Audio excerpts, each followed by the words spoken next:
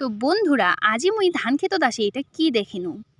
তো প্রতিদিনের মতন আজিও মুই চলে যাচ্ছ ধান ক্ষেতত। তো ধান ক্ষেতত আজি ধান নেকিবার যাচ্ছ নেই, আজি মুই যাচ্ছ হচ্ছে জল দিবার। তো আসি আগত দেখো ধান ক্ষেতত এটা কি পোকা দেখা পানো। যাই হোক এই পোকাটার নাম কি তোমরা কিন্তু অবশ্যই কমেন্ট করে জানাবেন। আর এইটা কিন্তু প্রায় পুকুরও দেখা যায়, কিন্তু আজ আমি ধান ক্ষেতত দেখি তো অবাক। তো যাই হোক দেখি তোমার সাথেও শেয়ার করনু। এই যে দেখো মুই বাইর হয়ে গেছো আর কি পাইপ টাইপ নিয়ে, যেহেতু আজি আমার ধান ক্ষেতত জল দিবি।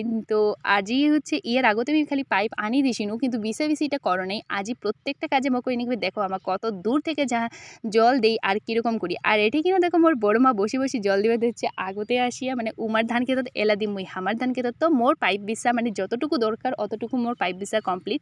আর আগেটা তো মোর বড় মাই সেট করে দিছে, কারণ উমার ধান ক্ষেতত জল দিছে বলে।